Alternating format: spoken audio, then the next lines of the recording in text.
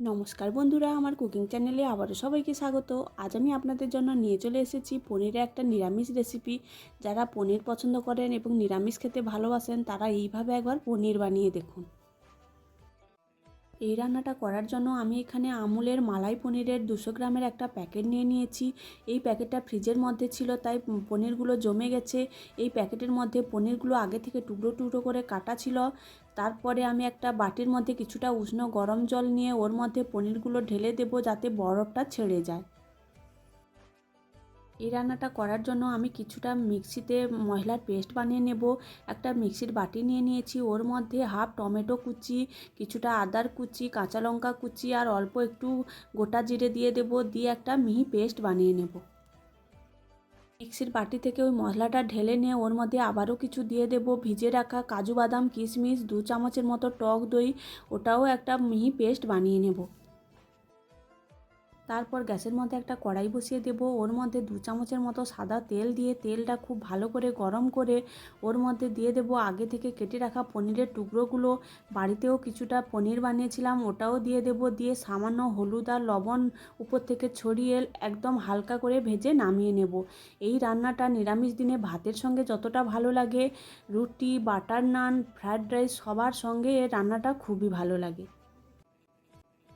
তারপর কড়াইতে ওই তেলের মধ্যে আগে থেকে একটা অর্ধেক ক্যাপসিকাম আমি বড় বড় টুকরো করে কেটে রেখেছিলাম, ওই টুকরোগুলো দিয়ে দেব। উপর থেকে অল্প একটু লবণ ছিটিয়ে একদম হালকা 1 মিনিটের মতো নেড়ে নামিয়ে নেব। বেশি ভাজবো না, তাহলে ক্যাপসিকামের কালারটা চেঞ্জ হয়ে যাবে। তারপর ওই কড়াইতে আবারও কিছুটা সাদা তেল দিয়ে দেব। তেলটা গরম হয়ে গেলে গোটা গরম মশলা, অল্প একটু গোটা জিরে ফোড়ন দিয়ে ফোড়নটা ভাজা হয়ে গেলে আগে থেকে যে মশলার পেস্টটা বানিয়ে রেখেছিলাম, আদা, কাঁচা লঙ্কা, গোটা জিরে আর টমেটো, ওই পেস্টটা দিয়ে অল্প মিশিয়ে নেওয়ার পর ওর মধ্যে দিয়ে দেব হলুদের গুঁড়ো, লঙ্কার গুঁড়ো।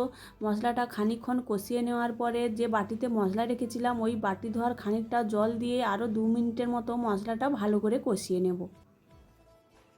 মশলাটা ভালো করে খানিকক্ষণ কষিয়ে নিয়েছি। মশলা থেকে তেল ছেড়ে এলে এবং আদার কাঁচা গন্ধটা চলে গেলে আগে থেকে যে টক দই, কাজু বাদাম কিশমিশের পেস্টটা বানিয়ে রেখেছিলাম ওটাও দিয়ে দেব। মশলার সঙ্গে 1 মিনিট ভালো করে কষিয়ে নেওয়ার পর মিক্সির বাটি ধোয়া কিছুটা জল দিয়ে আবারও 2 থেকে 3 মিনিট মশলাটা ভালো করে কষিয়ে নেব। মশলাটা খানিকক্ষণ ভালোভাবে কষিয়ে নিয়েছি। মশলা থেকে প্রায় তেল ছেড়ে এসছে এবং মশলাটা ভালোভাবে কষানো হয়ে গেছে। তারপরে ওর মধ্যে দিয়ে দেব স্বাদ মতো লবণ, অল্প একটু চিনি। দইটা টক ভাব ব্যালেন্স করার জন্য চিনিটা এখানে দিতেই হবে। আপনারা যদি চিনি একদম না দিতে চান তাহলে কোনো অসুবিধে নেই।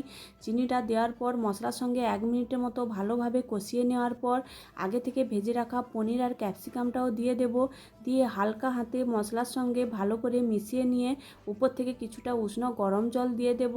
গরম জলটা দিয়ে 2 থেকে 3 মিনিট ফুটিয়ে নিতে হবে, বেশি ফোটাবো না তাহলে পনিরগুলো শক্ত হয়ে যাবে। ফুটে গা মাখা হয়ে এলে, ঝোলটা টেনে এলে উপর থেকে অল্প একটু গরম মশলার গুঁড়ো আর ঘি ছড়িয়ে তারপর নামিয়ে নেব। তারপর নামিয়ে পরিবেশন করুন গরম গরম ক্যাপসিকাম দিয়ে পনিরের একটা নিরামিষ রান্না।